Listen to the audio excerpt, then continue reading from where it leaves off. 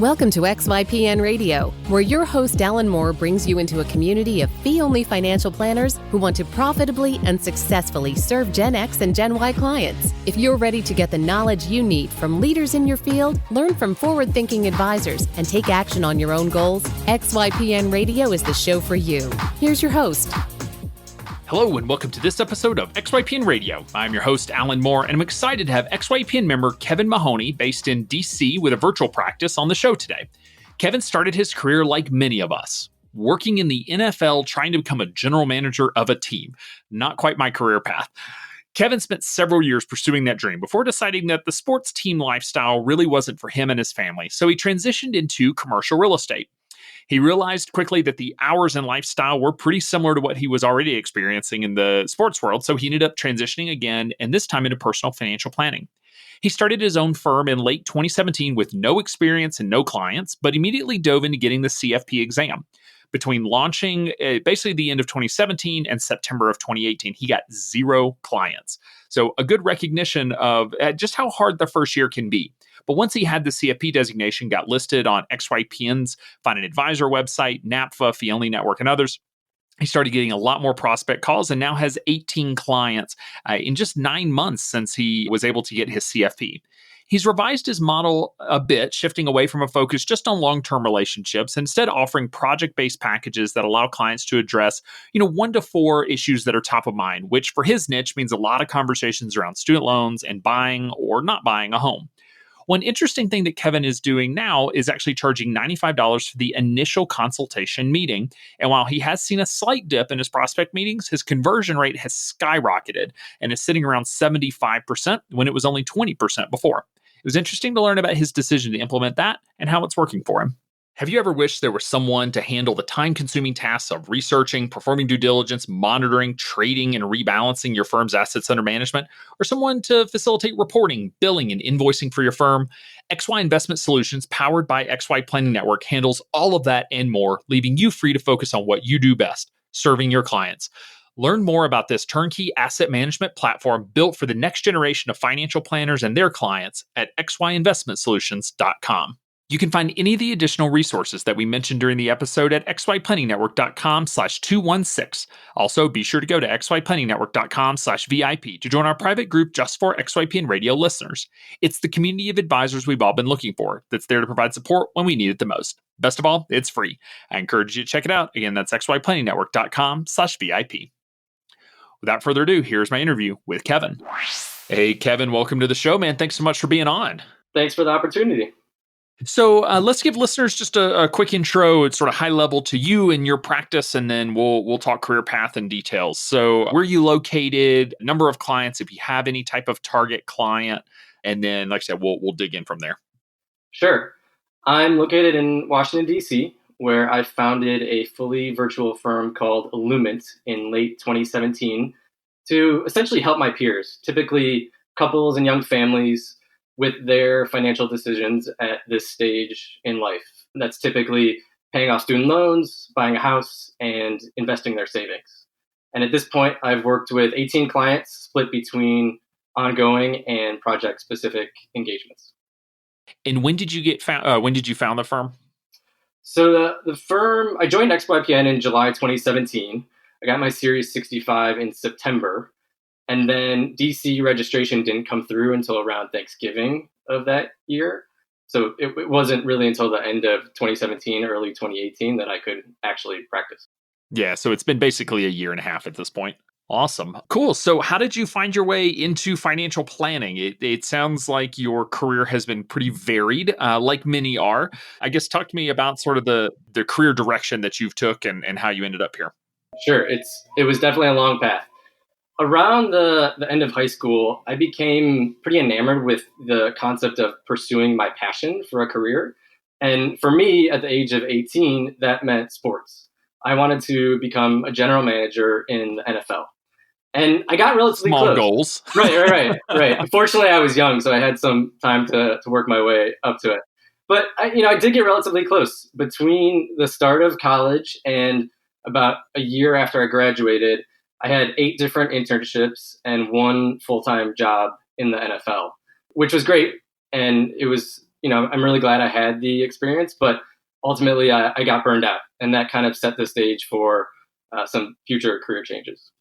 So when you say internship, I mean, are these just like super low paid entry level positions that they're just, filling seats and just sort of evaluating you? I mean, because that is a lot of different, internships, which is cool. I'm just curious how that works. Yeah.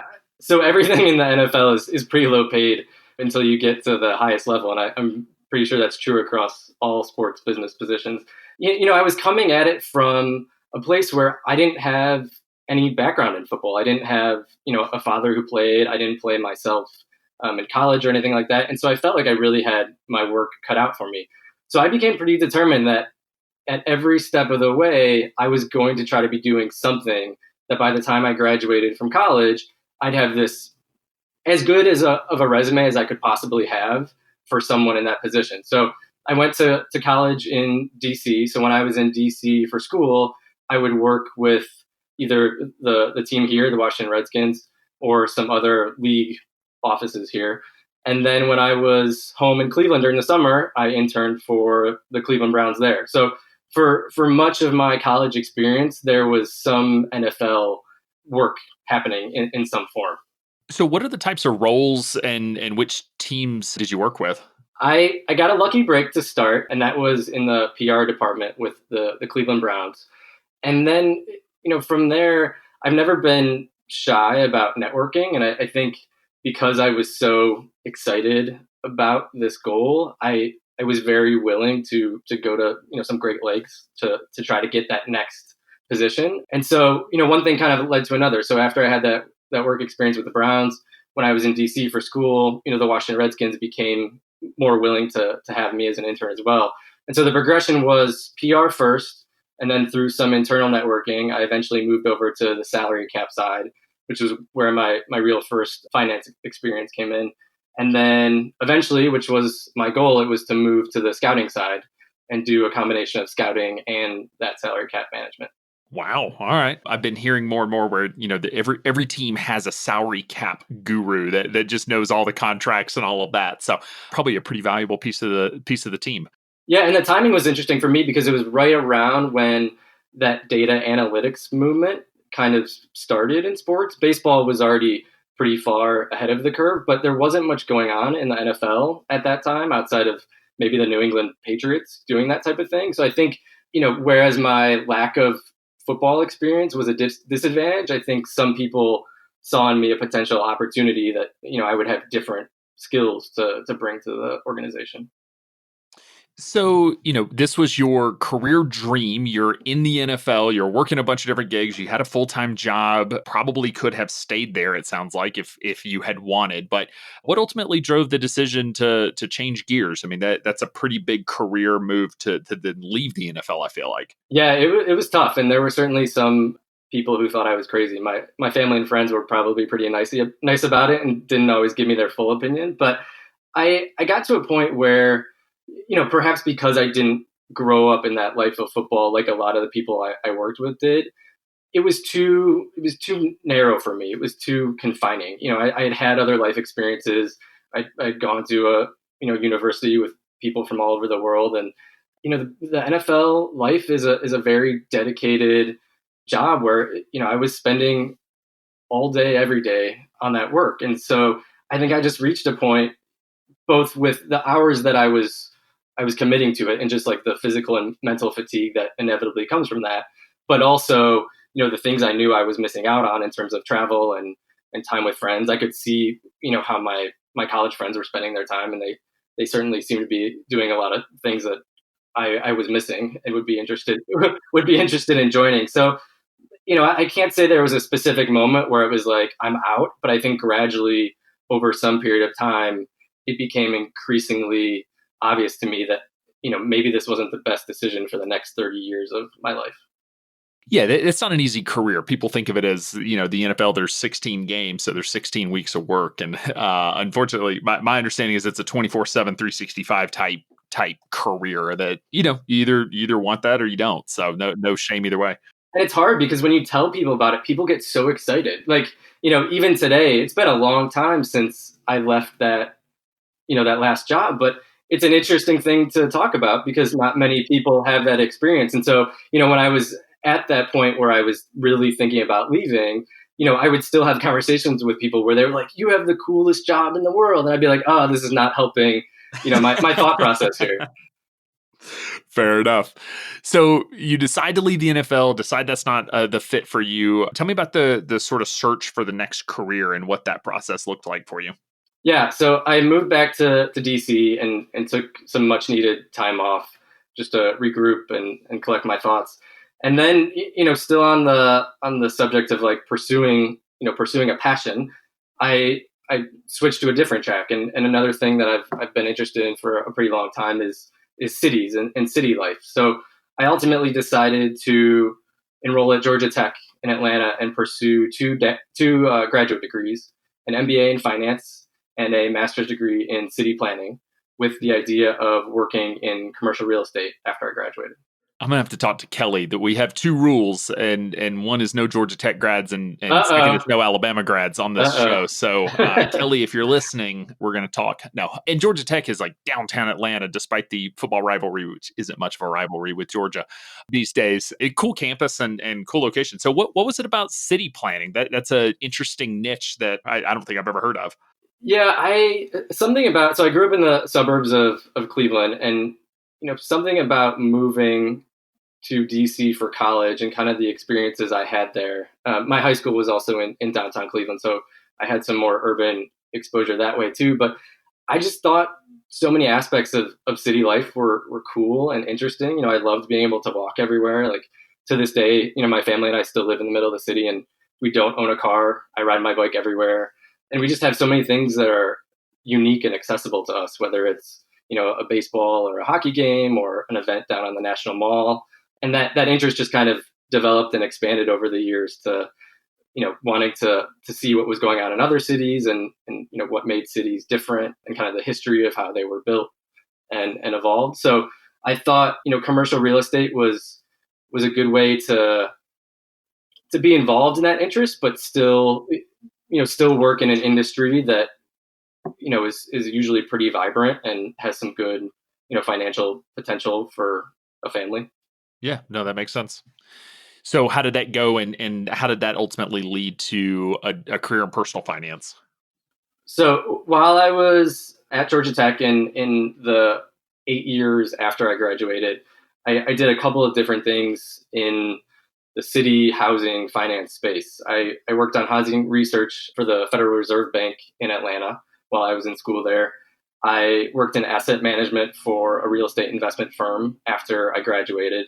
And then I did project management for a DC real estate developer once we left Atlanta and moved back to DC.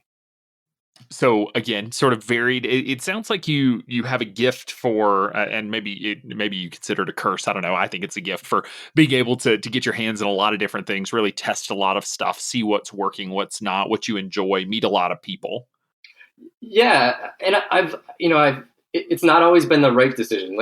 And I bring up the aspect of pursuing your passion intentionally because that very much drove a lot of my early career decisions without me realizing that doesn't always provide the best quality of life for either me as an individual or in later years for a family. And it wasn't, and this was actually part of my transition away from commercial real estate and real estate finance to personal finance, is that I finally got to the point. I think it took having a wife and 2 kids to get to that point where I prioritized different things in my career trajectory and my job search, so that I was now trying to balance, the work itself and the content itself with the schedule and the commute and all those other, qualitative things that some people don't always consider, especially at a young age. Yeah, for sure. So talk to me about the path into personal finance, in getting the education and the training and really seeing that this was the career that you wanted to pursue. Yeah. So around early 2017, we were preparing for the arrival of our second son. And I reached a point where I was ready to make another change for both professional and personal reasons. On the professional side, the real estate and finance culture had probably a little too much in common with the NFL for me. There was still a pretty big focus on profit and constantly chasing deals, often at the expense of employee quality of life. And I also became a little restless, only working with high net worth individuals. I got to a point where I felt like I had a large enough skill set to be able to help some different groups, and the jobs that I had selected, were still pretty narrowly focused on one group of individuals. And then on the personal side, I wanted flexibility for my family. My wife is a neonatal nurse practitioner and a researcher at one of the universities here in DC. And both of those jobs allow a lot of flexibility in her schedule. And I didn't want to be the one whose career choices, limited how we structured our childcare or when we were able to travel or things like that. And so both of those aspects, the professional and the personal, kind of came up at the same time. And the last job I had in DC in real estate, they didn't offer much in the way of paternity leave. So that was a good transition point for me to be like, all right, I'm gonna make the move now. If it's a slow launch, things like that, at least I'm home with the kids and my wife, and I'll ramp it up as quickly as I can. So you really did start the firm not having worked you hadn't worked in another RIA or anything like that. So did this, your firm today is the first job you had in personal finance. Yes. So talk to me about that, because I think, we have folks that ask, we generally discourage it just because, it's a steep learning curve, but it is different when I'll say it is different when you're 22 versus 32 versus 42 years old, and just the experience and life experience and knowledge that you have. But what is it like starting a firm, never having worked in a firm? What do you feel like were the advantages and disadvantages of going that route? So one important piece of context to keep in mind is that I have a very supportive and successful wife at home who was able to, and is still able to, support our family while I pursue this. Without that, and I know other people have talked about this on the show, without that, I don't think this idea would have even come up for me. But I knew I had that resource to lean on. So when I was considering the best option, both professionally and personally, I felt like it was achievable based on that context. That's fair. You didn't need income out of the business day one to make this work for your family. And as far as financial planning itself, once I started to have my eye on it, I was doing Google searching and looking on LinkedIn, and actually discovered that a former NFL colleague of mine worked for Edward Jones in California. So I reached out to him and asked if we could chat, and we did. And I didn't think the Edward Jones model was a very good fit for my interest and my life circumstances. So I think that conversation really pushed me away from trying to join, a large existing firm. Shortly after that, I would say I found XYPN online, and that gave me the confidence to know that I would have the support I needed to get started, because I felt like through my MBA and some of my work experience that I had a lot of, and just personal financial experience in our own house, I had a lot of basics down that I could do this and I could really help people. But, the things like compliance or some of the technology, it would have been a very bumpy road for me to figure out how to handle that and not make mistakes along the way. So once I found XYPN, that was really when it was like, all right, I think this can happen. And I got the go ahead from my wife and got moving. All right. So have you gone through any of the CFP education or anything like that? Yeah. So that was actually very important to me from the moment I first got this idea. I wanted to be in a position as quickly as possible where when I was talking to a prospect or a client, I had the highest credential in the industry and could feel confident that they would not have any serious doubts about my abilities. And similarly that, I knew I'd done everything I could up to that point to be prepared to help them. So after I got my Series 65, I started the CFP coursework, as quickly as possible, and completed that in late April 2018. So less than a year after I'd really first decided to go ahead. And fortunately, a lot of my commercial real estate and real estate finance experience qualified for the CFP board's experience requirement. So at that Yeah, so at that point, it was just a matter of me passing the exam, which, minor detail, but I I took a review course in May of last year, and then took the exam in July, and fortunately passed it. Cool. Well, congratulations. Always nice to pass on the first go. Yeah, especially because they were changing a bunch of sections in the November edition to account for the new tax bill. So I would have had to study new material if I had failed, which was quite nerve-wracking. Yeah, its own stressor. So, how did you sort of come about building out your planning process? Again, like you haven't done planning before, in a formal setting. Client, you talk to that first client and you're trying to tell them how you're going to do financial planning. How did you sort of design your process and build the confidence to be able to have that conversation, to be able to get that client signed on and be able to get started? Yeah, if I can actually back up before I even reach that point. So the biggest focal point for me at the outset was my branding. I did not want so I was trying to serve my peers, and I didn't want my peers, when they saw or heard what I was doing, to immediately think of the traditional financial advisor stereotypes or perceptions that people have. So it was very important for me, to the extent possible, to look and feel, whether it was my website or things I was doing on social media, the company name, to just be as different as possible from what has traditionally been done. And I think that was made a little bit easier for me because I didn't, work at a brokerage firm or something like that, that kind of, biased my perspective. But that was a big, it continues to be a big focal point for me. And I think it's really helped with the initial prospects that I've had, and initial clients. But even taking that approach, which I think has gone relatively well over the course of a year and a half, it wasn't until after I got the CFP and was listed in the advisor directories online that I started seeing any traction with my business.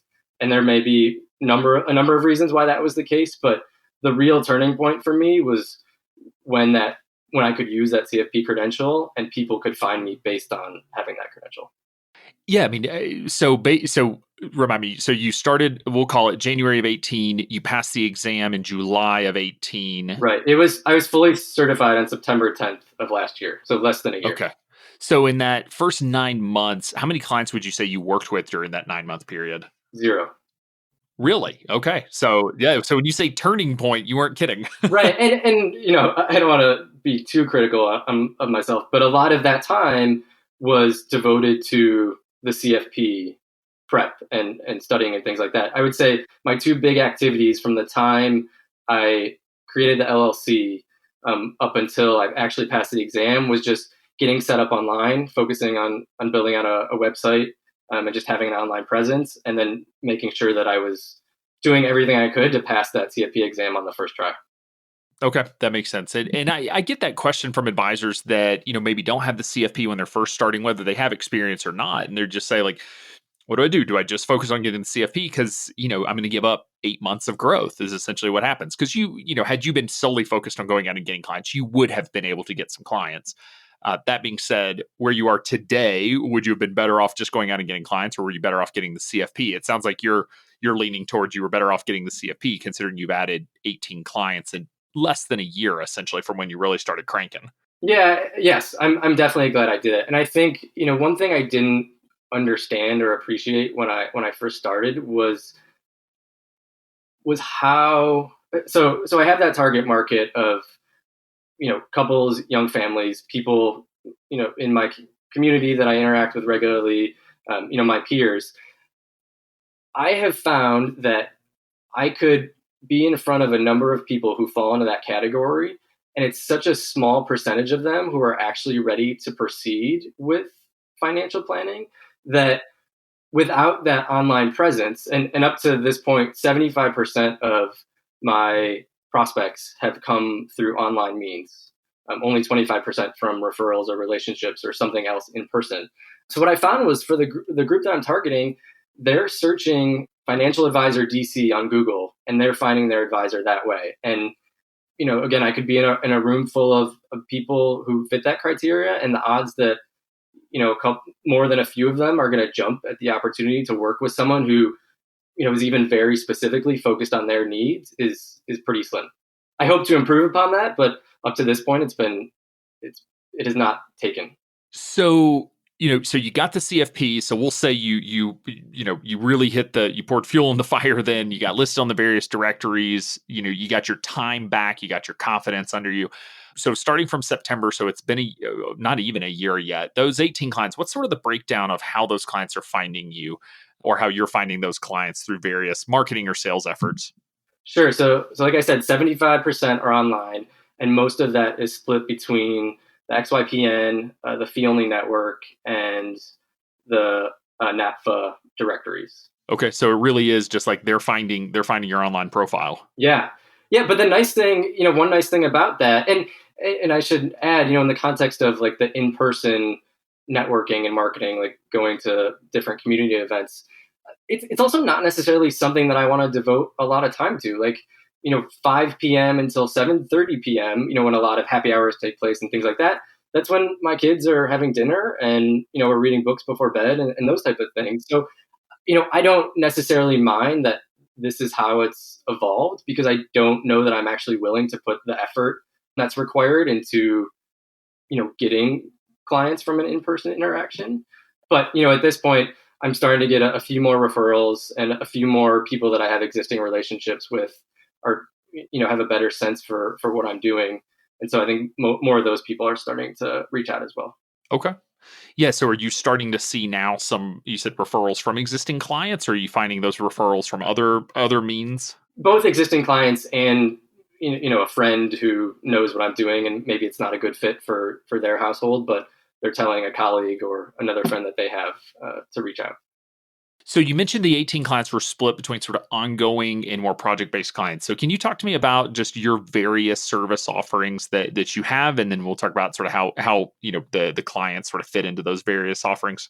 Yeah, that's been an interesting learning experience too. So when I launched, my main service offering was ongoing annual financial planning. I was not managing investments, but just a flat upfront fee, and then a flat monthly fee that's relatively common in the network. But I was getting, I think in the first 3 months after I got the CFP, I had 30 prospects, which I was pretty pumped about. I was like, if I can keep doing like 10 prospects a month, and this was all, almost all online again too. I was like, if I can keep doing that, if I can improve my, conversion rate, like I'll be in pretty good shape, sooner rather than later. But my conversion rate was really poor.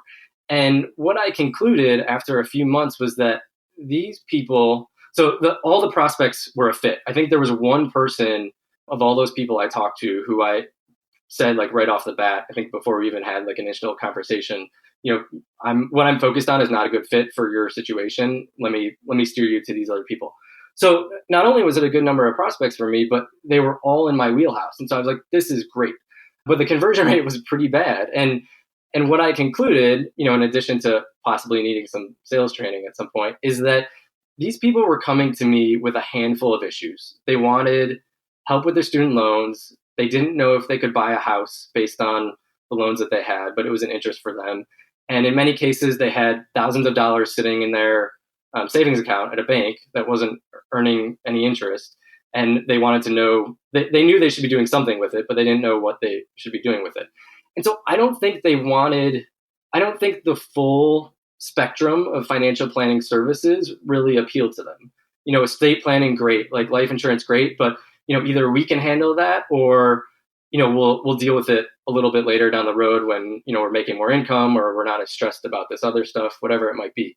So in mid-December, I ended up tweaking my approach, and I still offer the ongoing annual financial planning, but I stopped promoting it. And instead, what prospects find on my website is essentially the opportunity to buy an engagement on a specific topic or issue.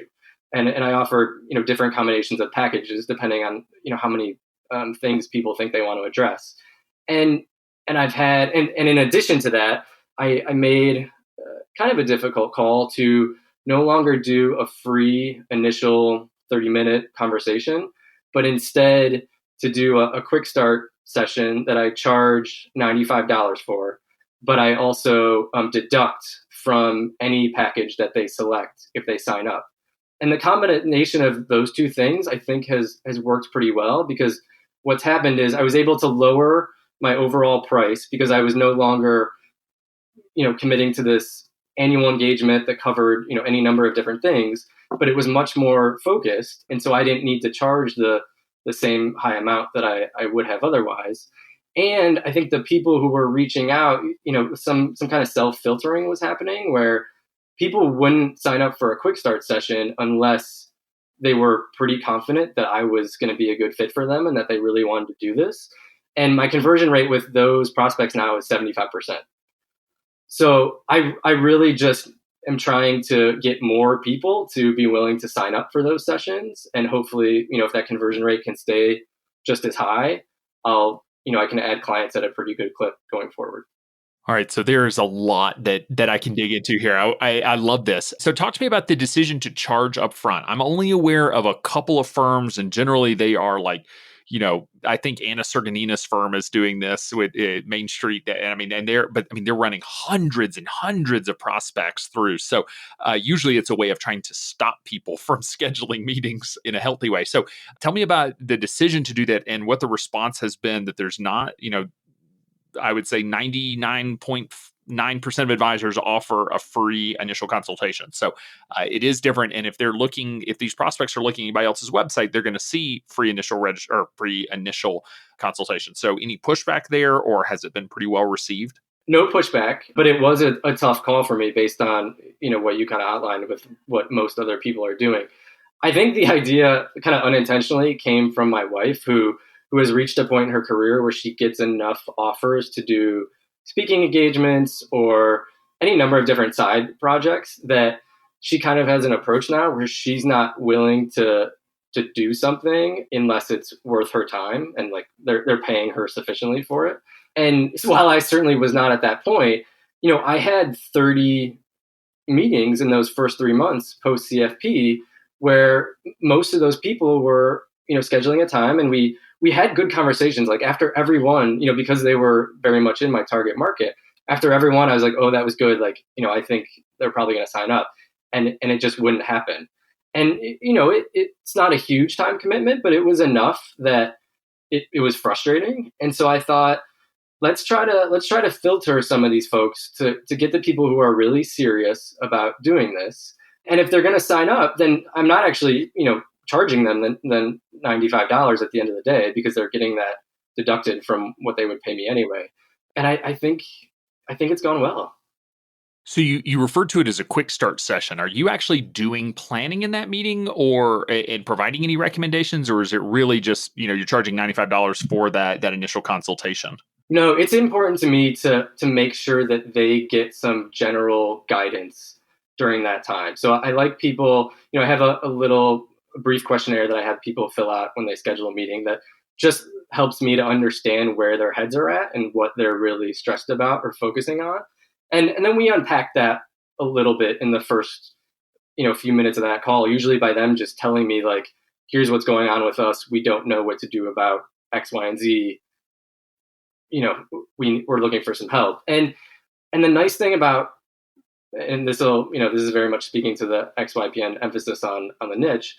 The nice thing about having all of those people with the same set of questions and issues is that, at some point, I think it's already happened, but it will continue to happen, where I have enough experience doing it that I can usually tell right off the bat with a couple of things that they're doing, like, oh, you should make sure you're getting the match, even if, this is also happening. Like really basic stuff that, for these people, maybe they, their parents never taught them about personal finance, or maybe they're just busy enough with work and families that they don't have any time or inclination to research, Roth IRA versus traditional IRA. But for someone in my position, I can tell them pretty easily, this is a better bet for your situation. And then, certainly for the people who sign up, it's like, all right, let's go into more detail on this, in our first couple of meetings. But even if they don't sign up, they should, it's like having a conversation with someone, even if it's not an advisor, who really knows what they're doing, and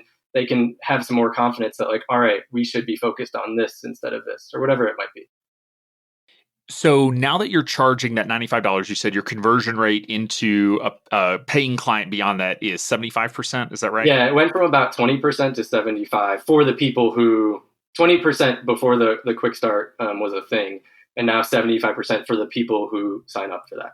And what happened to the number of prospect meetings? I mean, yes, the conversion rate went up, but did they just sort of fall off a cliff, or have you been able to maintain pretty high number of those meetings? It's now an average of 7 a month. 7 a month. What were you doing before then? About 10. Okay, so it's come down. So I mean, it was a short period of time. It was only 3.5 months before I decided to make the change. But during those 3.5 months, the average was between 9 and 10, and now it's about 7.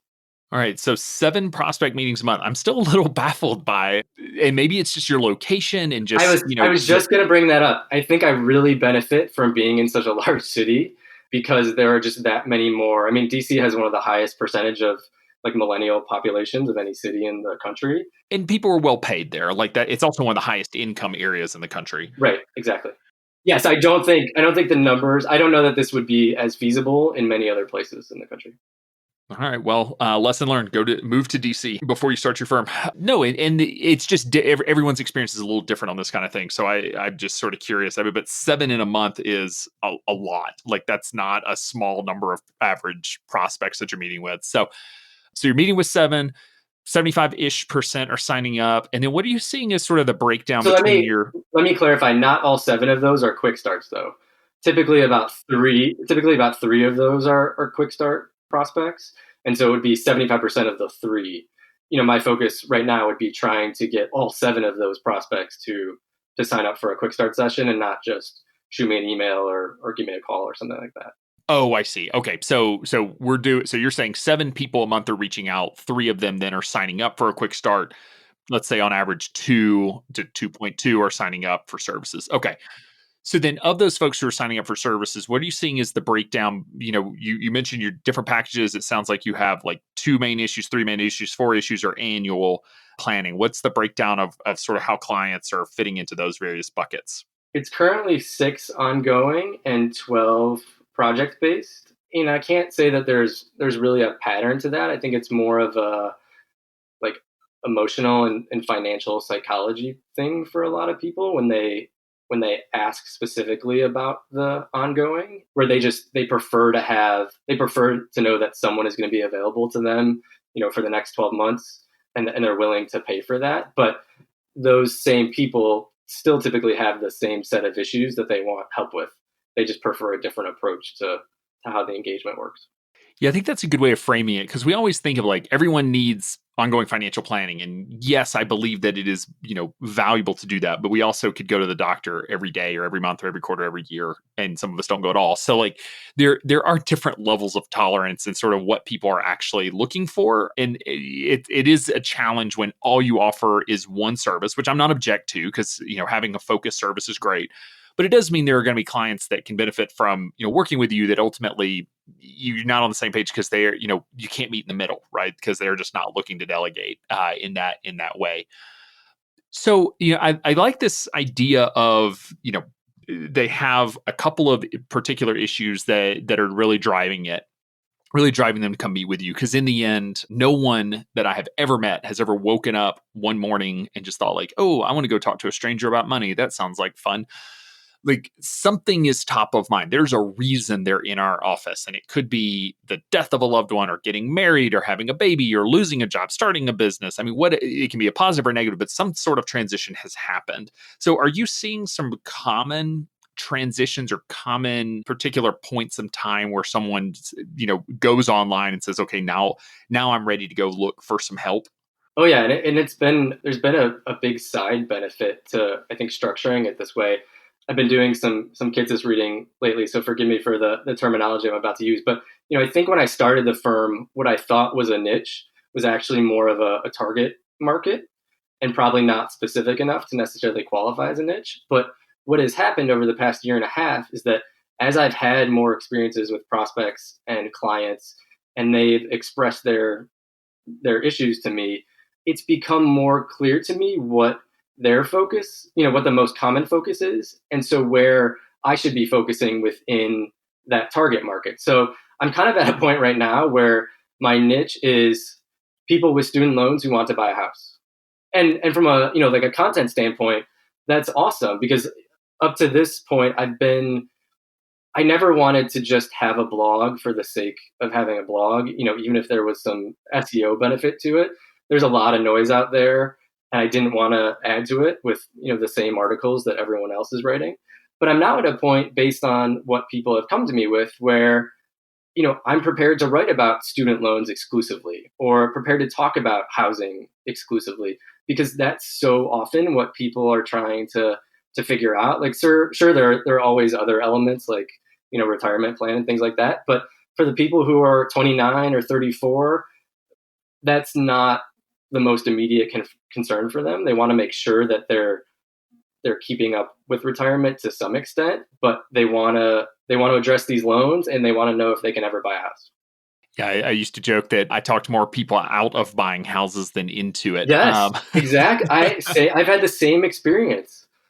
Just, because in the end, it's the American dream, right? And it's a very, very expensive dream that many of our clients and many of us have, even as financial advisors. But it's hard to understate the value that people seem to get from that.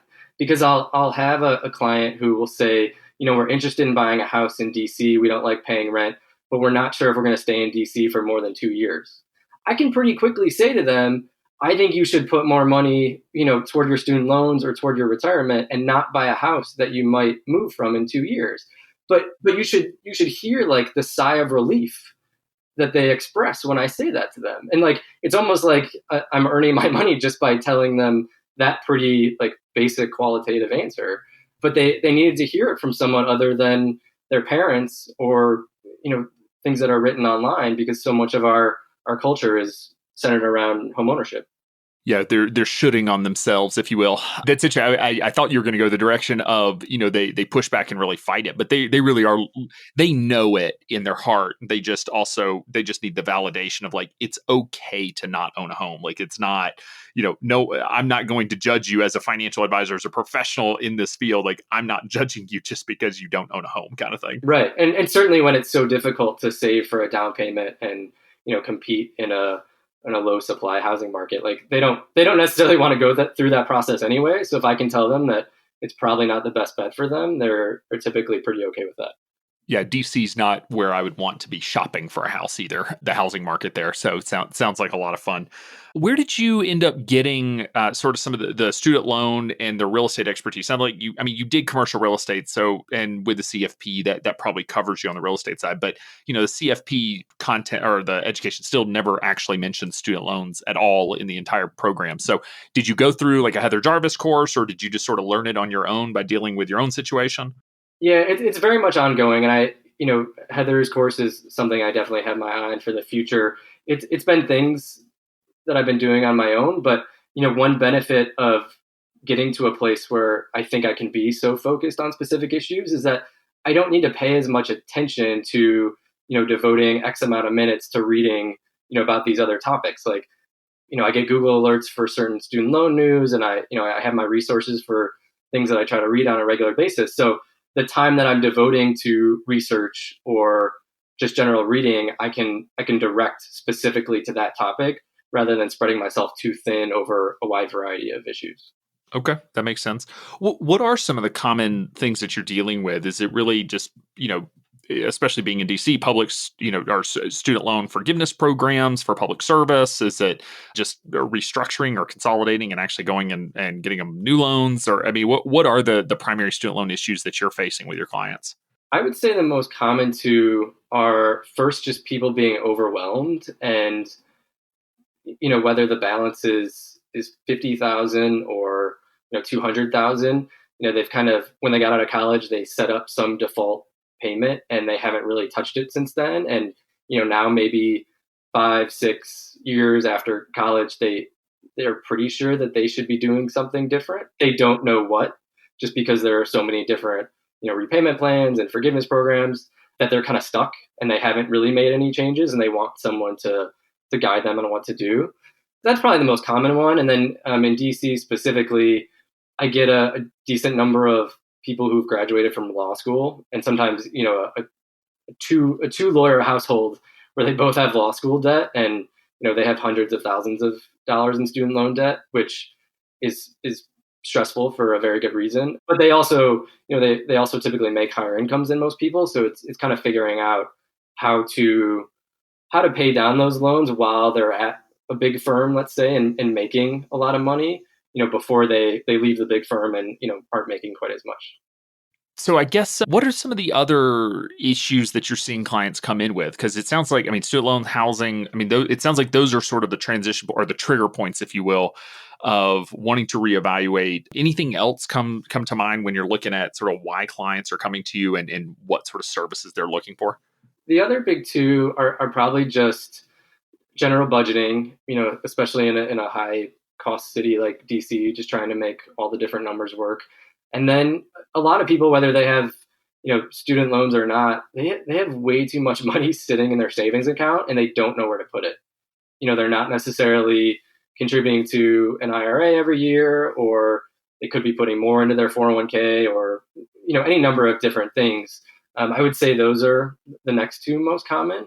I thought child related expenses and preparing for a new baby would be a more common one, but that has not been a thing yet. And I, I'm waiting to see, like, after a couple of years and I'm a little bit older, if maybe that's more common. But that was one thing I expected to be that, that I kind of emphasized early on in my messaging that people haven't really come to me with. Interesting. Yeah, that we had a report get released recently in Montana. So here in Bozeman, we actually have really high housing prices because of supply and demand is a powerful force. And so we just haven't been able to keep up from a supply side with all the people moving here. Childcare is actually rated as the number one workforce development issue. I assume that's a countrywide thing where it's expensive and, there's not that many spots available. And so it's always this balance of, the people who provide childcare services can't afford to live there. So therefore they have to make a ton of money and people can't pay a ton of money. And so it's this like nasty cycle that is all connected. But you're also dealing with a client base who can afford childcare. And if they just want to go get a nanny, they can. They may or may not make that decision. But so switching gears a little bit, I'll say, you've been in the business a year and a half now. You've, really been rocking and rolling for the last year. If you look back over that time, what would you say have been maybe your 1 to 2 biggest wins and something that listeners could really benefit from and maybe mimic? And maybe 1 to 2 of your biggest losses and failures that you feel like listeners could also maybe avoid by hearing what you experienced? I think the biggest win has to be the CFP, for reasons that we've already talked about. Like, that was such a game changer for me. I think since that happened, I haven't necessarily entered the second, if you consider like post CFP, the first phase of, really having clients and operating the business. I think I'm just starting to get to a point now where I'm entering that second phase and, I'm turning my attention to other projects that maybe will be a big win or a big benefit in the year or two ahead. But I think in the past year and a half, it's really just been committing to the CFP, passing it, and then, really leveraging it to the extent possible to find clients and serve clients in the way that I want. On the loss side, I think the biggest mistake I made, or the biggest regret I have, is I was a little overconfident or just naive at the outset for how quickly I would get prospects and get clients. And this is kind of like the pre-CFP phase. From the perspective of like friends and family, they didn't necessarily think of me as a personal finance guy, like maybe real estate finance. But when I made the switch, I didn't have people, immediately chomping at the bit to be like, hey, we were thinking about a financial advisor. Like, can we work with you? That was something I probably thought would happen a little bit more that did not really happen. And so, when my wife and I were kind of talking about this idea and seeing whether it would work for my family, I think I pointed to other advisors and, perhaps pointed to some of the initial like XYPN averages for like new clients a month, things like that I thought would apply to my circumstances. But I didn't pay close enough attention to the fact that, oh, maybe this advisor, started his or her firm with, 12 clients that they brought over from a previous job, or, whatever. People come from so many different perspectives and prior experiences that, everyone's a little bit different. And I didn't I didn't scrutinize those closely enough to understand what my particular situation would be like. And so I think I probably made promises or set expectations with my wife that weren't realistic on the revenue side just because of where I was coming at this from. So very fair point on, like our first year budget shows I think it's 1.5 clients a month or 2 clients a month or something like that, which, you've experienced now that you have the CFP. Maybe there's an asterisk that needs to be put on there that everyone's experience is a little different. Where are you at today in terms of where you thought you'd be, at this point? Do you feel like you're a little bit ahead on track or a little bit behind sort of revenue and client targets that you had in your head when you first launched? I think I'm probably.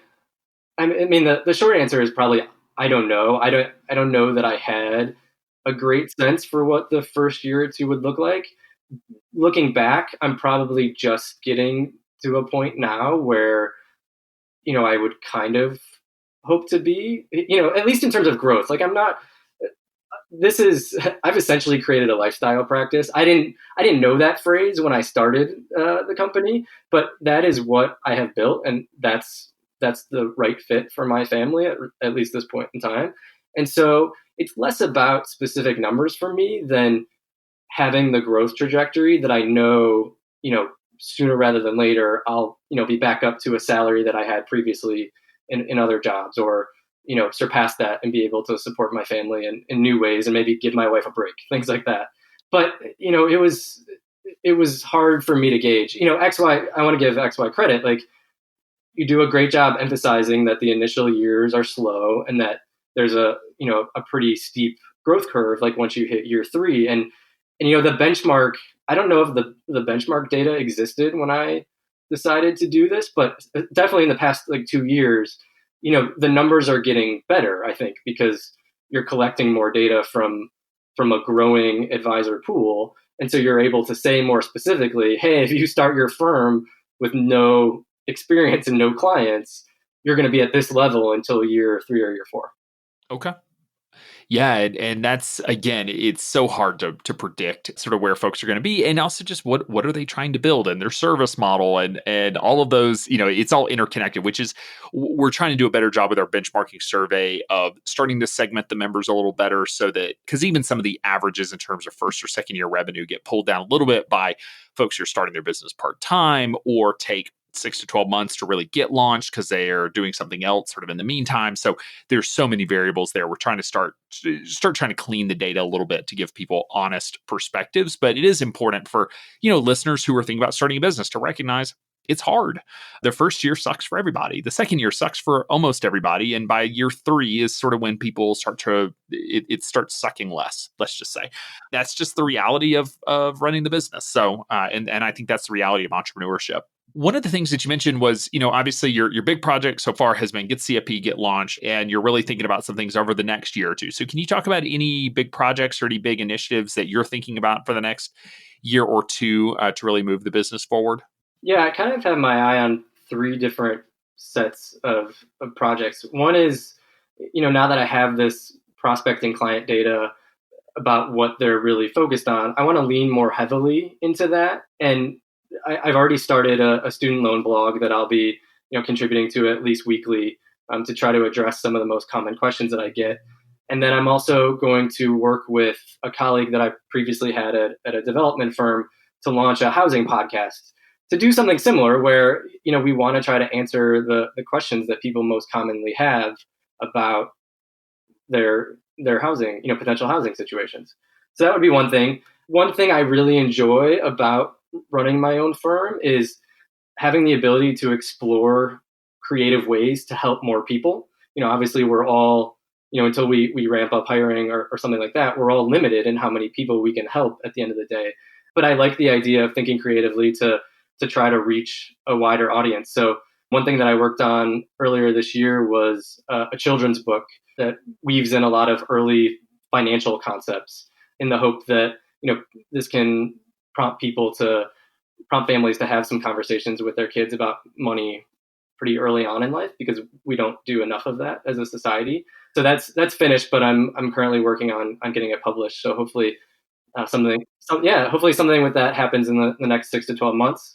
And then the last thing would just be expanding my prospect sources to include more of the local in-person channels. I'm working on a partnership with the most popular gym here in DC, where I would essentially be their preferred financial advisor. So their members would kind of be directed toward me if they were interested in that type of service. But things like that, where the places I spend my time in DC, making sure that they know the services that I offer and seeing if there are unique ways to kind of get in front of those people.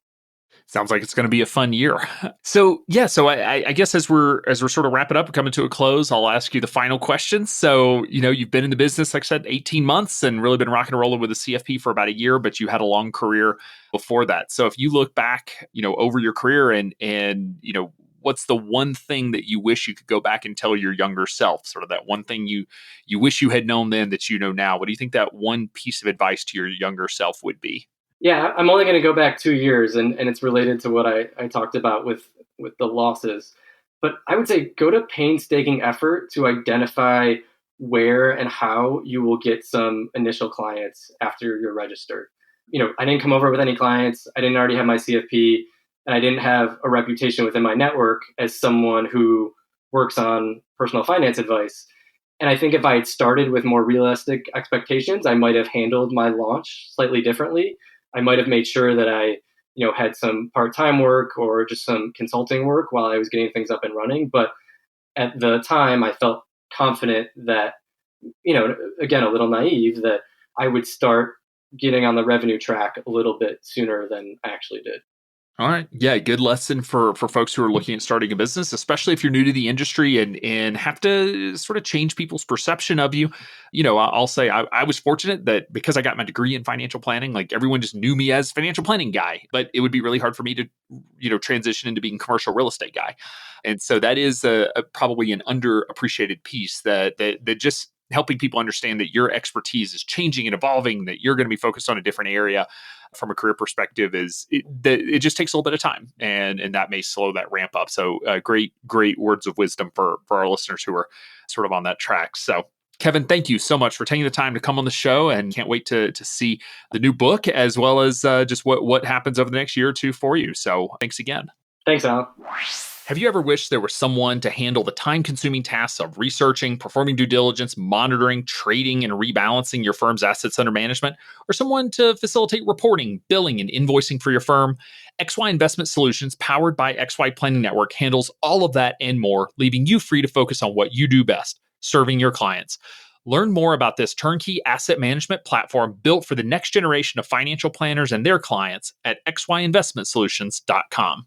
Be sure to join our VIP community at xyplanningnetwork.com/VIP to hang out with other XYPN radio listeners, ask questions for future mailbag episodes with myself and Kitsis, and to finally find a community of like-minded financial advisors.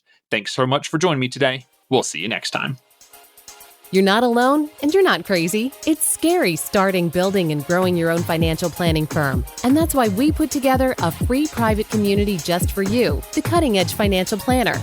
Go to xyplanningnetwork.com/VIP or text XYPN Radio to 33344 and join a network of thousands ready to change the lives of Gen X and Gen Y clients.